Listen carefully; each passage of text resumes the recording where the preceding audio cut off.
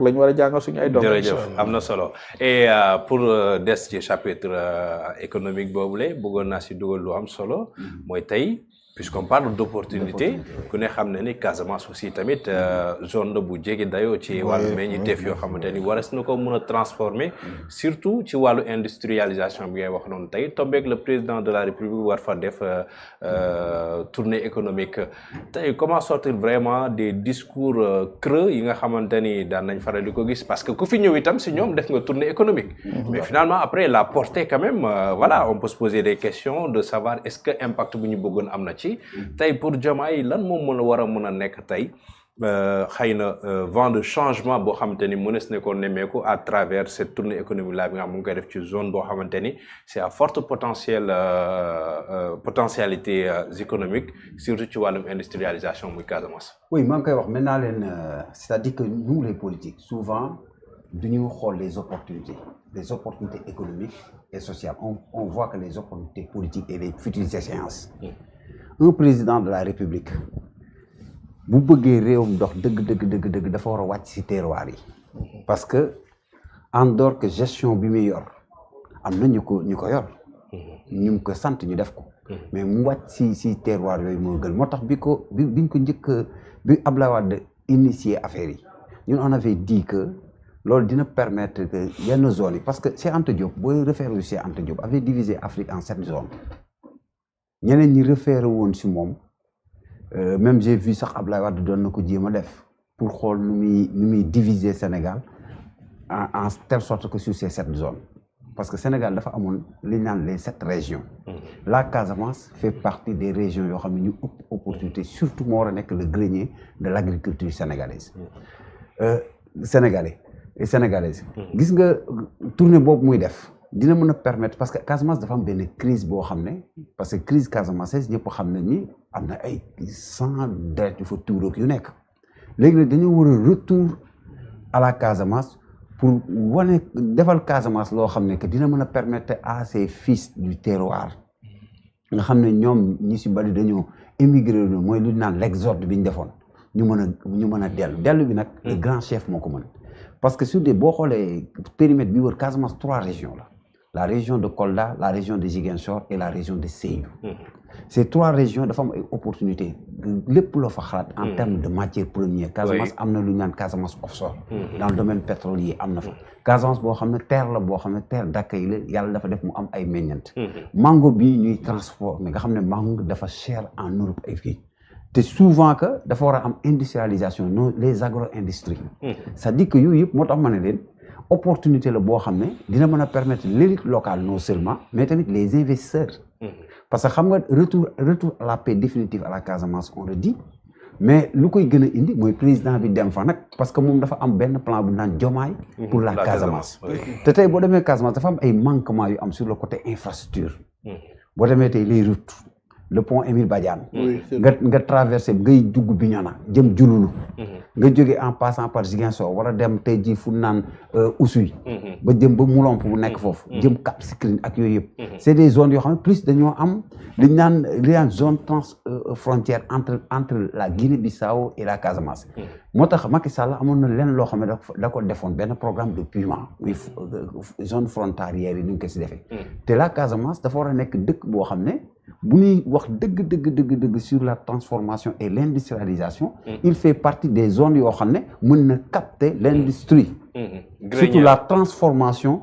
des produits surtout nag meññeent bi parce que Casamance lañ fay bay yëpp en dehors de bay bi rek mangue bi en dehors de loolu sax mais boo xool noix de cajou dans le monde ce qu'il apporte li mën a apporter en termes de chiffre d'affaires ak xaalis business bi te Casamance lépp la am si boo xool si fruit te terre bi dafa riche terre la boo xam ne li muy taw benn terre du ko si maintenant président fa demee nag ñoom am nañ des programmes sectoriels xam nga Macky Sall am na sax lu mu defoon si beneen programme boo xam ne pour les pistes ak yooyu mais des na parce que y avait des zones yoo xam ne mënoo fa accéder léegi nag c'est aux autorités locales comme en passant par le gouverneur les maires les préfets et ainsi de suite moo tax man leen opportunité bi c'est pas que d'être à l'opposition rek nga war a régner non président lii mais damay wax ni président Diomaye par la bu defee Casamance ba pare dafa war a def zone orientale bi. parce que dina mën a permettre politique publique yi ñuy wax ak tamit équité sociale boobu ñuy wax. deuxièmement terroir ak tamit li ñu naan communes yi dañoo war a nekk de plein exercice dina mën a permettre mën a corriger ay gap yoo xam ne dafa nekk si li naan l'acte 3 de la décentralisation. il y a des communes yoo xam ne ils ne bénéficient de rien. surtout boo demee tey ji communes yoo xam ne dañoo féete ji Kolda. comme supposons nga dem beneen département. parce que y a l'autre département nga xam ne dara amu fa. damay fàtte maa ngi koy fàtte sax nga xam ne boo jógee Dabo. jëm Ziguinchor. en passant pour kii mais dina Yoro Fula. nga xam ne dafa mel ni en désert même les maires qui sont là c'est des amis maires yoo xam ne. ñun ñoo leen jàppale ñu gagné. mais pour ñu mën a am opportunité sax pour réaliser quelque chose foofu dafa difficile dafa am absence totale.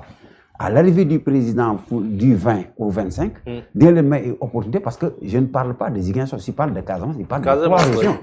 Je parle de trois régions. Oui. Au niveau de Ziguinchor, le port de Ziguinchor, il faut donner une opportunité.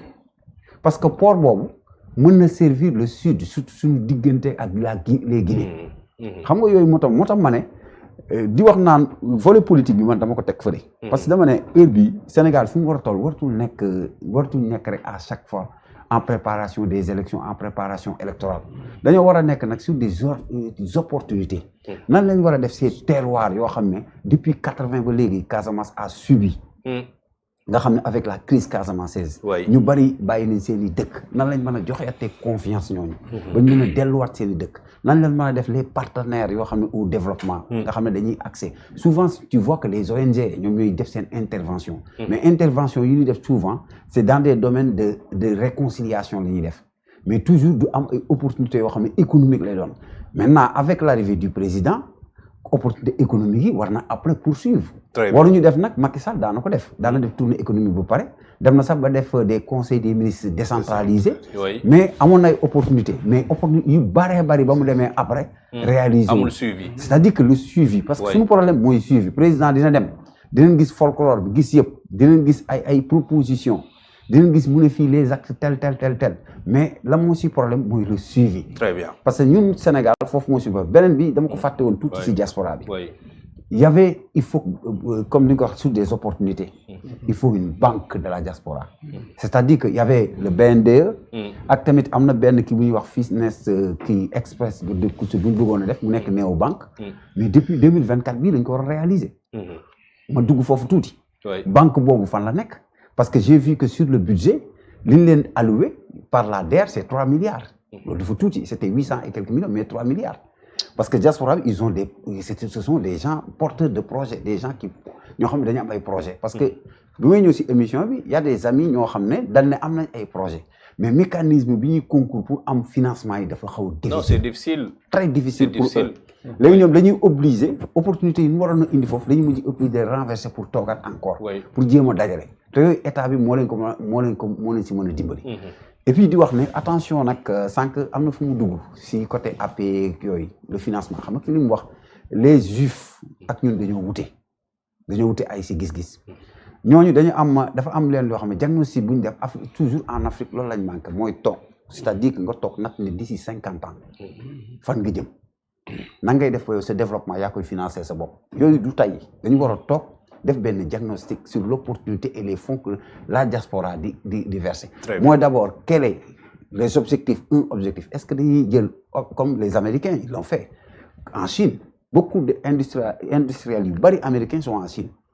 Mais ñoom liñ def sax boobu mooy opportunité bu baax mooy da ngay investir dëkk jàmm mais but kii yi ngay am dividende yi ngay tiiri foofu boo ko indee moom la ñu France Télécom def nga xam ne tey jii France boo xamee via France Télécom par Orange ñoom dañ ñëw investir comment nag d'abord kooku secteur li ñu koy wax tey mooy secteur affairiste la mooy les hommes d'affaires forts c'est-à-dire que il faut bu fekkee ne état bi dafa bëgg a combler le gap permettre de financer l'économie.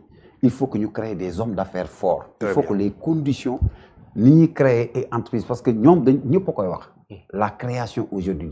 Vous savez, Abla a fait APEX sur l'investissement et l'opportunité. Mais d'abord, les conditions que l'État. Les conditions sont toujours moins problème. Pour moi, am gabi. Et souvent, beaucoup d'hommes d'affaires sont acculés par des politiques. Cette question, moi, dafa am yu bari yo xamné dafa laaj ay analyse. D'accord. Mom la waxon la fi wax di wax ni c'est une très bonne opportunité parce que président li mu def nag man bokkuma si ñuy toog di critiquer na la président dama doon warul toog si palais war na toog chaque période muy génn di dem benn zone. D'accord. waaw alors ci cadre visite bi imam am naa ni ñàkkul ni am nga si gis-gis donte ni démb wax nañ ci. waaw mais cette fois-ci ci aspect économique bi surtout. waaw man de xam naa loolu moom lañ ci doon wax lu ci bari wax nañ ko démb xëy na nag. ni président Djibril wax. am naa yaakaar ne dina daj réew mi waaye. planification bi damaa jàpp ne dafa faussé ndax du.